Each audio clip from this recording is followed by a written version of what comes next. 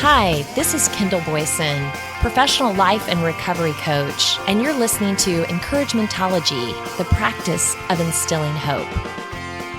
Hi there. Thanks for joining me. On this show, we're diving into a topic that many of us are all too familiar with, procrastination. It's the sneaky little gremlin we all know too well. You promise you'll get to it tomorrow, but somehow tomorrow keeps moving further away.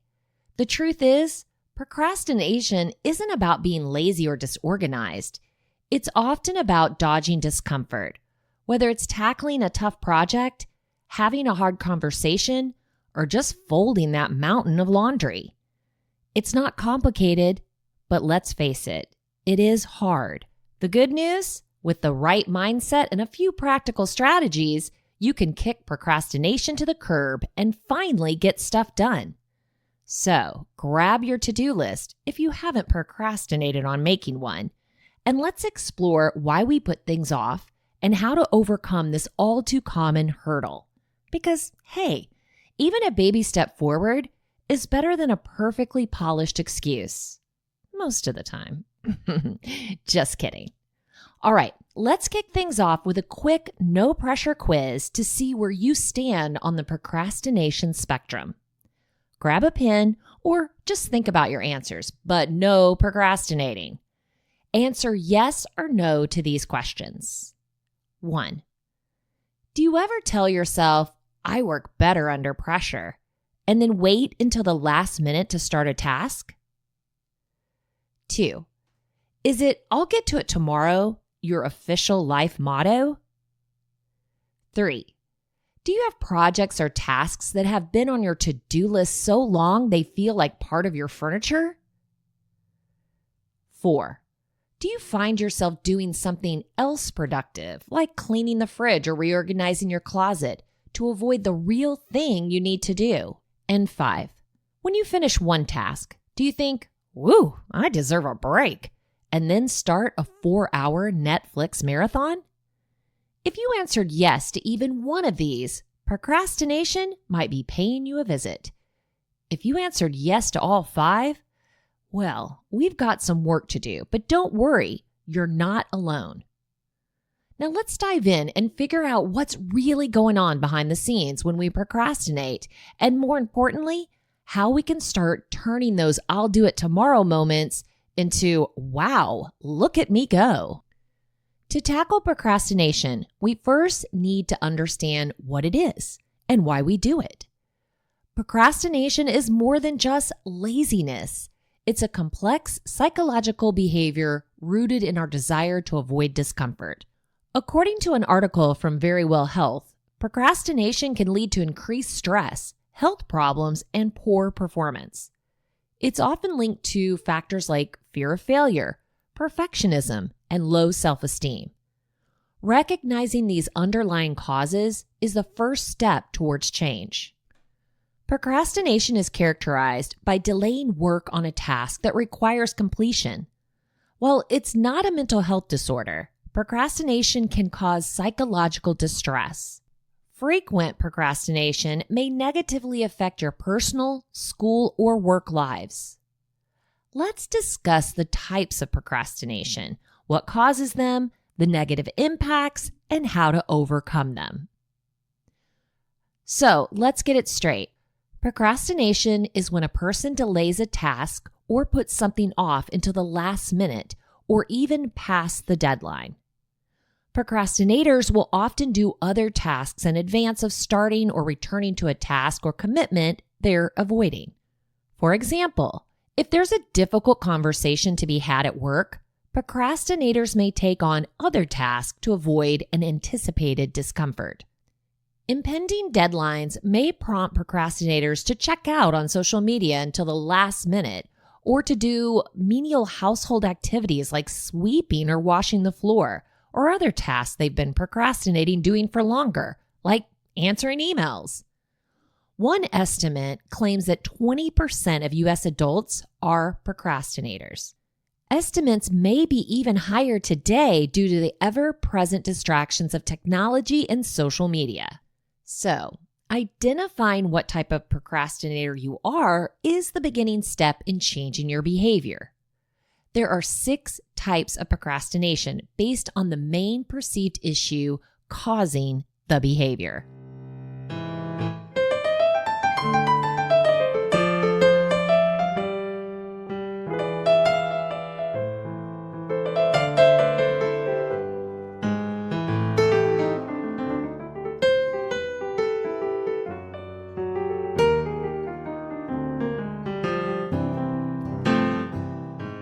Perfectionist.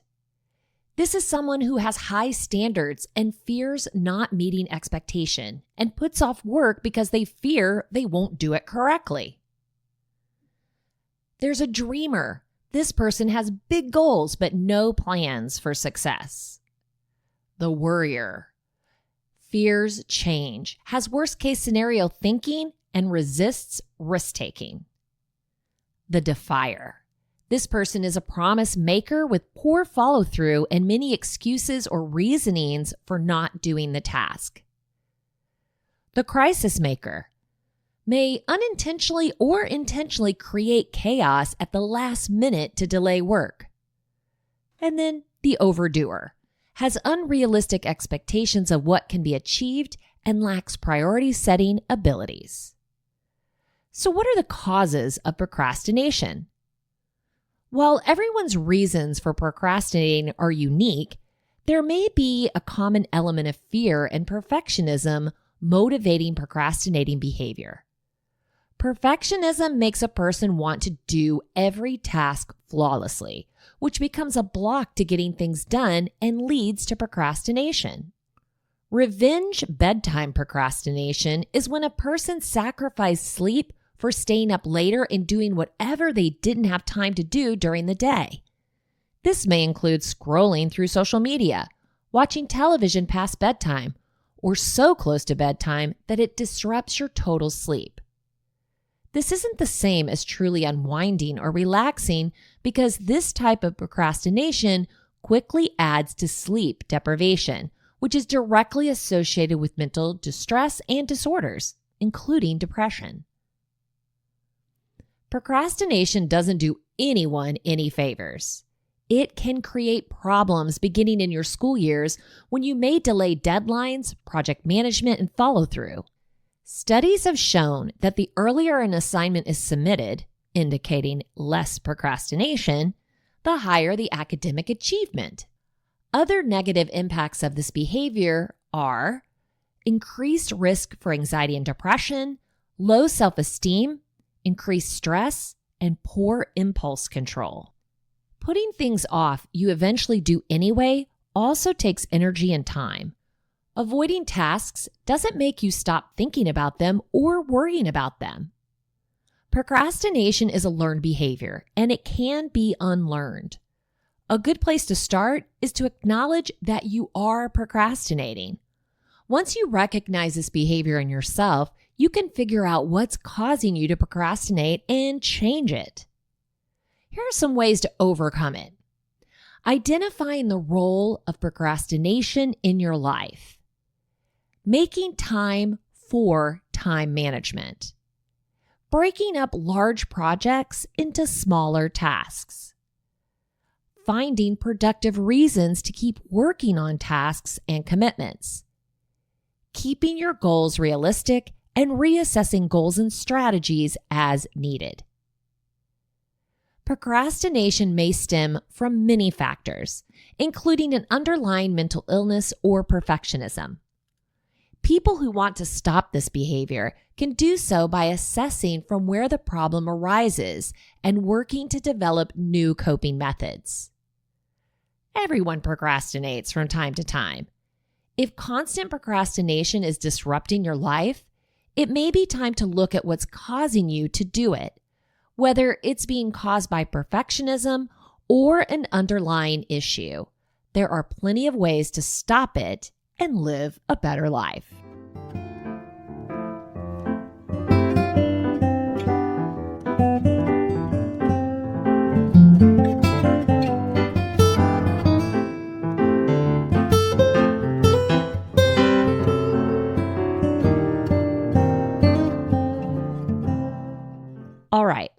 Now that we've aired out all the ways that procrastination creeps into your lives, let's talk about what we can do about it. No judgment here, just real talk and some practical strategies to get you moving. First up, break it down. And no, I'm not talking about dancing, although that might help too. I'm talking about breaking that big, scary task into smaller, bite-sized steps. The truth is, most of us get overwhelmed when a project feels like climbing Everest. So instead of a to-do of write the report, make the to-do outline the first section, research key points, and so on.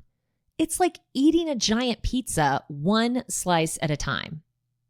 Next, set mini deadlines for those smaller tasks. Deadlines are like that one friend who won't let you cancel plans. Annoying, but you need them.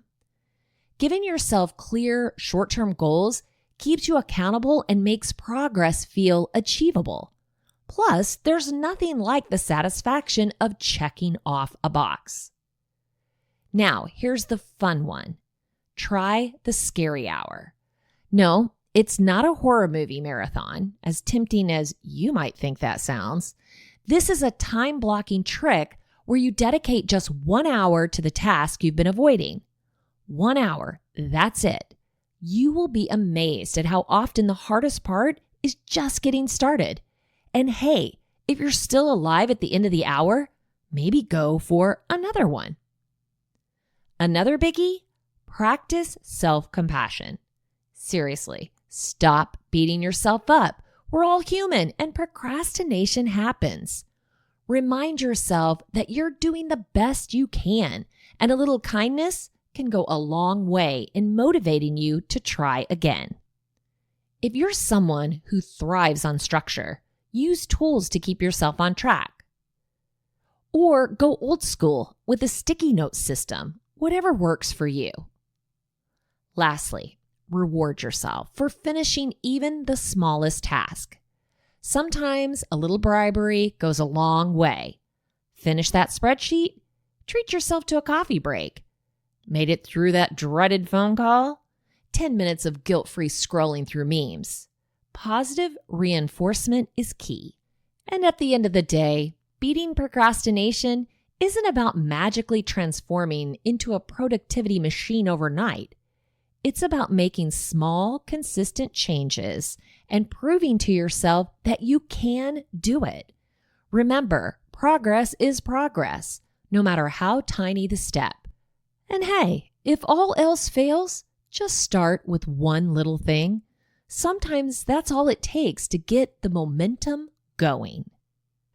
Dr. Bobby Huffman sheds light on another side of the coin, the scary truth about procrastination, found at Psychology Today. Many of my esteemed colleagues write about procrastination, and most of these informative articles suggest creative ways to maximize human potential. All sorts of remedies are suggested to curtail the deferral of tasks, like overcoming a compelling need to reject authority, demonstrating more discipline, or coming to grips with your personal perception of time. Thankfully, these practical approaches are highly effective to eliminate the symptoms of postponing important tasks, but few, if any of these strategies, address the motives that drive the procrastination, or what I like to call the scary truth. Identifying the root cause of our behaviors is equally as important as eliminating the symptoms in order to effectively prevent the symptoms from reoccurring. By analogy, consider going to the doctor for reoccurring headaches. The physician can prescribe medication to make you feel better, but wouldn't you also want the assurance that the headaches were not symptomatic of a condition more ominous? Of course you would. Thus, while comparing procrastination to a menacing illness sensationalizes the habit, we must determine why the behavior begins in the first place to have any hope of taming the procrastination beast. First, to be sure your conception of procrastination is the same as mine, let's clarify what it is and what it's not. Many researchers define the deferral strategy merely as postponing required tasks, But this definition doesn't necessarily imply there are performance consequences associated with task suspension, which is usually the case when someone procrastinates. Motivational scientists also emphasize the counterproductive nature of procrastination, which, contrary to the opinions of many, is consistently linked to lower quality performance compared to working on a task or project well in advance of an established deadline. Consequences can also be related to how the person feels when procrastinating, as the delay tactic is often associated with anxiety and uneasiness when a deadline is rapidly approaching. For the purpose of this discussion, procrastination is defined as the deliberate and intentional deferral of tasks that must be completed by a deadline, which may potentially trigger performance consequences or negative feelings.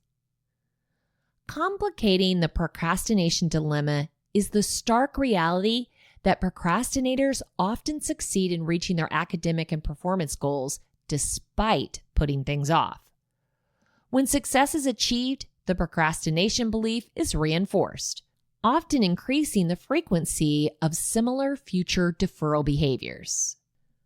Schra, Watkins, and Olafson in 2007 asked students about the reasons for their delay tactics and found that procrastination was often planned because students believed that task deferment promoted a more efficient thinking process, and the pressure of tight deadlines motivated performance. In the same study, some students reported using a form of psychological aerobics by creating self-competition scenarios. Individuals using this approach deliberately waited until the last minute to start a project as a means to challenge their own abilities. These mind games were designed to make boring work more stimulating and to generate positive self-evaluations when the work was frantically and successfully submitted before a deadline. Ironically, no scientific evidence was found to support student contentions that these procrastination strategies actually worked, suggesting the general unreliability of self-reported impressions often found in motivation research. It may appear that for some, deferring deadlines, putting things off, and revising goals has potential psychological benefits. However, to be certain, we must engage in root cause analysis to determine what promotes the procrastinating behavior.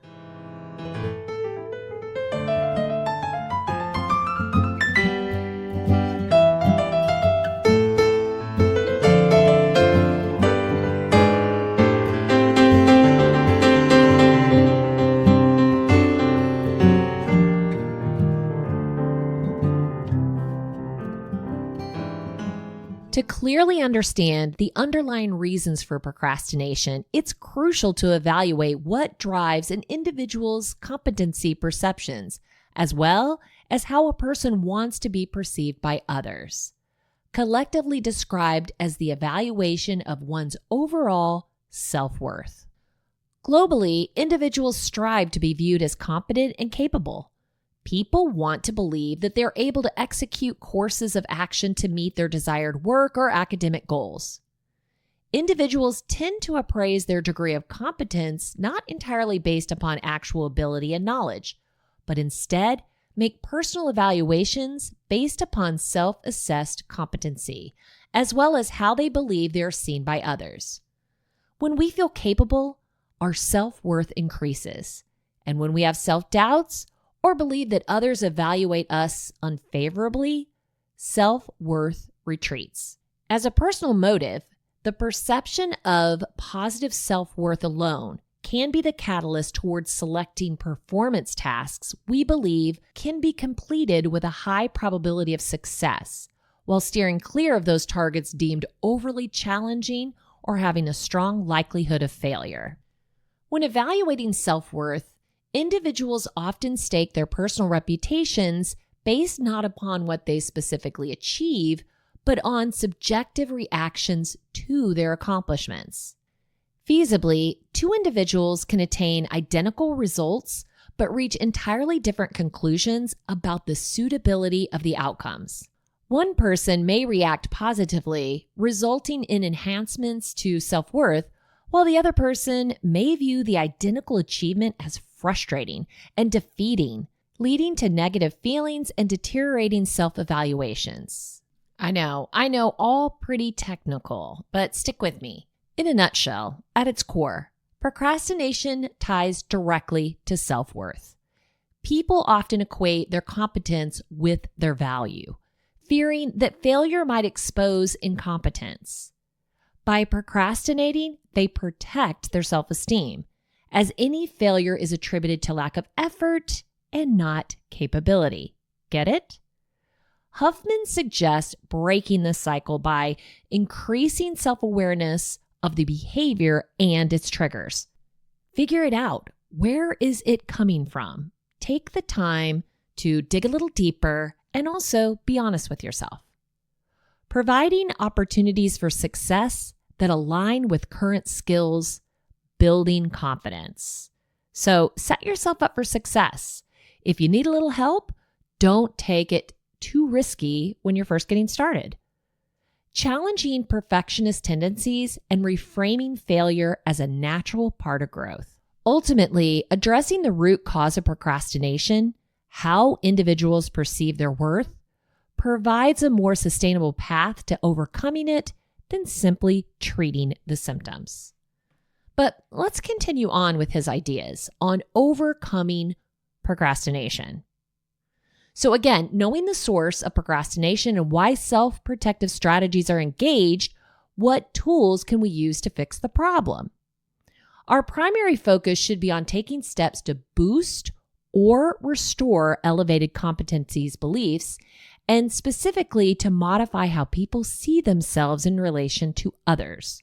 So, the first step is creating greater self-awareness about what undermines the use of the self-protective strategies, and awareness of when the strategies are being used. In order for an individual to consider alternative approaches, personal bias must be suspended, and the individual must acknowledge the external forces are rarely to blame for a failed performance. You can use things like visioning techniques, asking the person to describe successful outcomes when procrastination was not used. This often promotes enhanced self-awareness. Secondly, the individual must seek or be provided with opportunities that allow for success based upon existing skill. The person must learn and believe that specific actions and strategies are highly correlated with positive results. Negative perceptions of self-worth are often accompanied by feelings of guilt, shame, and humiliation. When tasks are completed successfully, positive emotions usually follow, and people experience feelings of pride, optimism, and joy. So orchestrating opportunities that are accompanied by objective feedback assists the individual in making a causal connection between their behaviors and the attainment of specific results. Meaning, set yourself up for success. Have a few wins. That can really boost your confidence and your self-esteem. Third, and often the most challenging aspect of mediation, the person must be convinced that strategies other than procrastination are more effective to achieve positive results. Individuals are frequently resistive and become defensive when their fallibilities or weaknesses are realized. Once a person accepts that obstacles are a part of the learning and performance process for everyone, self-worth can remain intact, even when desired results occasionally fall short of expectations. I've heard this advice before. Take big projects and break them down into smaller, bite-sized chunks. And this is excellent advice, but let's take it a step further with granular tips and tricks to ensure this strategy truly works for you, okay? So get a pen and paper if you don't already have one, and let's explore 5 tips and tricks. Number 1, start with the end goal, okay? Visualize what done even looks like. Have you ever done that on a goal? What does done look like? What does success mean for this task? Write that down. So many times we start not at the end, but at the beginning, and we never truly see the end. So instead of writing, finish the report, write, create a polished 5-page report with data visuals and an executive summary. Much more detail. That's what it's going to look like. Okay, number 2, reverse engineer your steps. Work backward from the end goal and ask, what must happen immediately before this step? Keep repeating until you reach the beginning.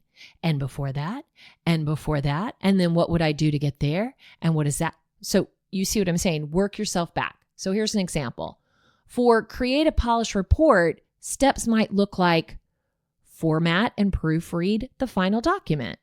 Okay, now we got to go back, draft each section based on research. Well, how do we do that? Well, we organize and clean up the data. Well, how do we do that? We do that by gathering data from different sources.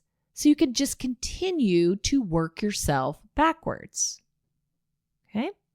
Number 3, create micro tasks. Break down tasks into time-boxed specific actions. Use the 2-minute rule for any task that's quick, like create a folder or store research. So here's an example for research topic ideas for presentation. The micro tasks might look like spend 5 minutes brainstorming keywords, spend 10 minutes searching online and bookmarking articles, write down 3 ideas in a notebook. Okay, we can all do that. Number 4, use action words. Write tasks or specific actions. Avoid vague labels like work on project. Instead, use verbs like outline, call, research, draft. So an example, instead of organizing inbox, write, delete 20 old emails or label 10 client messages. See what I'm saying? Much more action forward. Number 5, the rule of 1. Focus on one part of the task at a time. Example, if you're writing a report, don't attempt the intro, middle, and conclusion all at once. Start with just the bullet points for one section. You might say, I just don't feel like it. Well, there might be more there than meets the eye. Procrastination isn't just about poor time management. It's deeply connected to our emotions. This article from Time highlights that unresolved emotions can lead to behaviors like procrastination, which in turn causes burnout and poor quality work. Managing our emotions through mindfulness and self-reflection can enhance productivity and reduce burnout. So in today's fast-paced, achievement-oriented society, productivity is often synonymous with time management. From to-do lists to time blocking, we're inundated with tips on maximizing every second of the workday. But what if the key to sustainable productivity lies not just in managing time, but in managing something just as crucial, our emotions?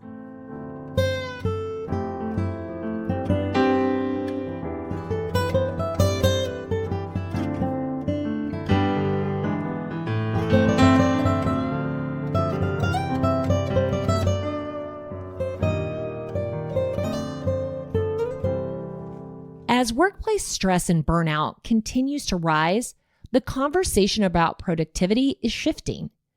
Research now shows that our emotional health plays a pivotal role in our ability to perform at our best. Those who can regulate their emotions effectively are better decision makers, more resilient under pressure, and ultimately more productive. In other words, the productivity hacks we've been trying and relying on may only scratch the surface, and addressing our emotional well-being could be the missing link to long-term success. We often think that to be productive, we need to be organized, focused, and master time management techniques. But have you ever noticed that when you're emotionally drained, you struggle to stay organized or motivated? Or when you're overwhelmed, tasks like answering emails or doing laundry pile up. When you're stressed, procrastination and avoidance take over. This happens because emotions directly impact productivity, yet emotional management is rarely discussed in productivity conversations. Research shows that emotional regulation is crucial for decision-making, problem-solving, and focus. People with high emotional intelligence, EI, manage stress better and are generally more productive. In other words, productivity is not just about time management, it's about emotional management. Unresolved emotions often drive behaviors like procrastination and overcommitting. For example, many of us overcommit due to a fear of disappointing others or missing out on opportunities. Even with a well-organized calendar, you may find yourself squeezing in extra tasks only to feel overwhelmed and rushed. This can lead to poor quality work, missed deadlines, and burnout. Another example is avoidance.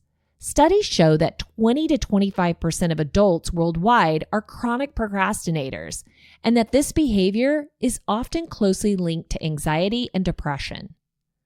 The problem isn't their time management skills, but emotional overload. The fear of making mistakes or failing often leads to procrastination. When emotions go unmanaged, they create a cycle of toxic productivity, a loop where you're always doing more but not necessarily achieving better results. This leads to emotional disconnection and burnout. Research shows that employees who practice emotional regulation, like mindfulness or emotional intelligence exercises, experience 20 to 30% higher productivity than those who rely only on time management. Managing emotions through practices like mindfulness, self-reflection, and deep breathing can improve productivity and reduce burnout. By addressing difficult emotions directly, you gain clarity, enabling you to focus and accomplish tasks more effectively. Here are a few emotional management strategies you can easily incorporate into your daily routine. Start small, committing to one technique at a time.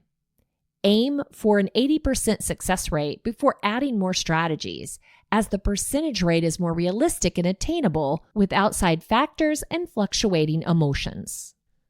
Mindful scheduling. When someone asks you to take on an additional task, don't immediately agree.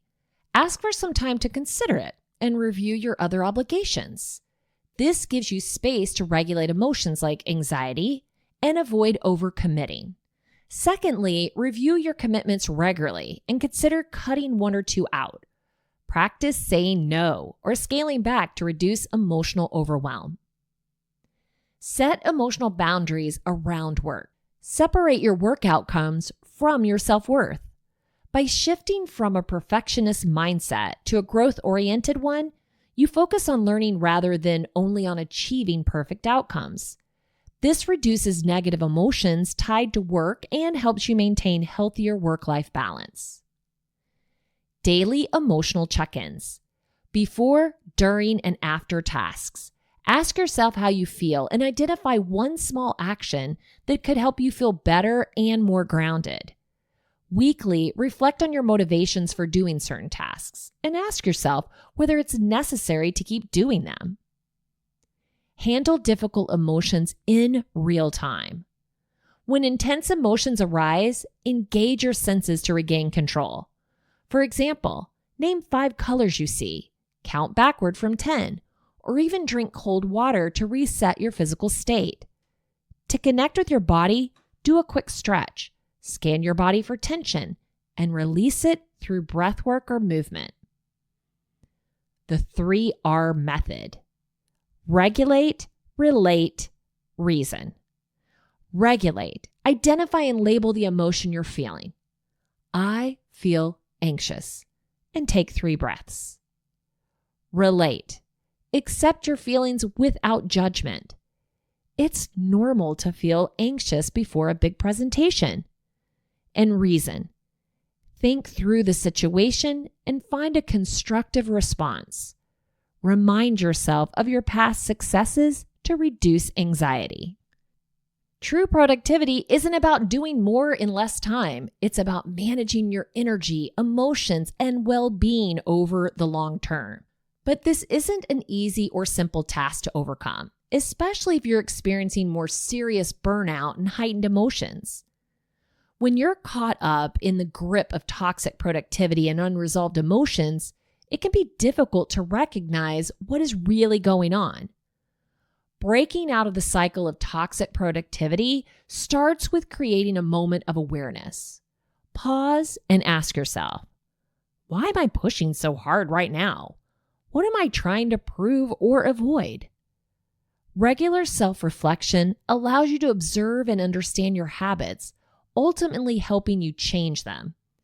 Even the smallest moment of recognition, a sense of exhaustion, or an inner voice saying something feels off, is a powerful starting point. Dr. Andrew Huberman shows us how to stop procrastination and increase motivation, found on his YouTube channel, Huberman Labs. Let's take a listen. So how can we overcome procrastination? Well, it turns out that there are findings from within the addiction literature that turn out to be very powerful towards leveraging our way out of procrastination. And it has to do with this. You already know, because I've told you probably a dozen times now, that the depth of the trough after a dopamine peak is proportional to how high that peak was and how steep it was, how quickly that peak occurred. It turns out that not only is the depth of the trough proportional to that, but the rate at which you get out of that trough is proportional to how steep that trough is. Let me explain this for you in as clear terms as I possibly can. Imagine you're in an amotivated state. You're just not feeling motivated. You're procrastinating. You may think, okay, the thing to do here is something. I'll clean the house. I'll take care of some bills. I'll do something. Or I'll just wait. Those approaches, as we talked about before, generally don't work, or at least don't work quickly, or they lead you right up to the deadline, and that's the deadline that forces you to get something done, or you just don't get it done and you don't succeed in your goal. That happens a lot as well. However, if you were to take that state of being unmotivated, of procrastinating, and actually do something that's harder than being in that amotivated state, in other words, doing something that's more effortful, even painful, you can rebound yourself out of that dopamine trough much more quickly. So what do I mean? You want to put yourself in a state that's worse than or harder than the state that you're in, or do something quote unquote more painful. And here I want to be very clear. I'll say this 3 times, but I'm going to say it for the first time now. When I say more painful, I do not mean doing any kind of tissue damaging or psychologically damaging behavior or anything of that sort that's going to render you injured or not well, even in the short term. That's not what I'm referring to. Okay, let's just get that one out of the way. What I'm referring to is the fact that, for instance, if you're feeling amotivated, but you find yourself cleaning the house as a way to procrastinate, you could say, well, cleaning the house is harder than sitting down and doing nothing. But actually, in that moment or in those moments, that's not the case, or else you wouldn't be doing it. The reality is that the dopamine system works according to what feels hard or easy in the moment. In other words, if you're feeling amotivated, you need to do something and put yourself into a state that's harder than the state you're in. So for instance, if you're sitting around feeling amotivated, or you find yourself tending to tasks that are irrelevant to the goal that you really should be focused on, you need to put your body and mind into a state of discomfort quickly. And the way to do that is to either engage in some tangential activity, meaning an activity not related to your goal that puts your body into a very different state. So here again, I'll default to the obvious one, which is something like cold shower or cold immersion, which not only increases dopamine long-term, or over several hours rather, but for most people is experienced as pain. That pain causes a rebound out of that dopamine trough faster than it would occur if you had just stayed in that amotivated state and waited for it to go away, or done something like cleaning up that for whatever reason felt like it required less friction. When I say friction, I mean limbic friction. Your limbic system is always in this dialogue with your forebrain. And limbic friction goes 2 ways. Limbic friction can be you're tired and you don't want to do something, and so you have to, quote unquote, motivate to do it, energize yourself to do it. Or limbic friction can be that you're nervous and scared and anxious to do something, and you have to calm yourself in order to lean forward into action in order to do that thing despite the anxiety. I realize this can be a little bit confusing as a concept, so I want to go into a bit more detail. Let's imagine that you or somebody else does not like to exercise. You don't want to exercise, and you're trying to get your minimum of 5 days per week exercise, and you're just not motivated to do it. There are a couple different techniques to doing this. Assuming you've taken care of all the baseline stuff, all the foundational stuff we talked about earlier, and you're just not getting in gear, and you find yourself, checking your phone, or maybe you're tending to some tasks. Obviously, those things are quote unquote easier for you, meaning they cause less limbic friction than engaging in exercise. The typical advice would be just exercise for 1 minute. Okay, just get 1 minute of exercise or 5 minutes, and then use the successful completion of that 1 or 5 minutes as a milestone that allows you to then move to the next milestone. And indeed, that approach can work. And it's exactly what I'm describing here when I say that you're in a state of lack of motivation or procrastination or both, and you need to put yourself into a more painful, not less painful state. So what do? You push up against that friction and you exercise for a short while, and then that pops you out of that trough. That's possible, but for a lot of people, even that won't be possible because they just can't get motivated, or they do that 1 minute or 5 minutes and they're just like, okay, I'm still in the trough. I'm not actually feeling that great. In those circumstances, it makes sense to do something that's tangential to the whole path that you're trying to pursue, this goal that you're trying to pursue.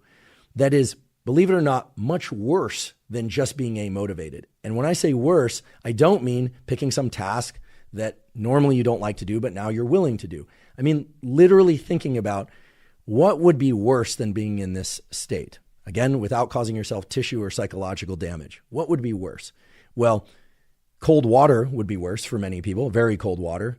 So the key is to figure out something that, for lack of a better way to put it, really sucks, and yet is safe. And by doing that, you steepen the trough, you steepen the slope of the trough, which we know brings you back to your baseline level of dopamine more quickly.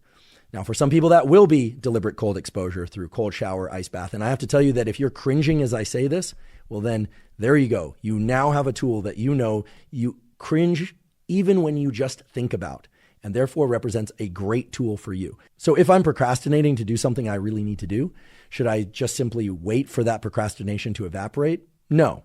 Will it eventually evaporate? Maybe. Will a deadline eventually surface that will trigger me into an anxious or activated state that will allow me to complete what needs to be done? Maybe. Hopefully. But better would be to get out of that amotivated state, that state of procrastination, quickly.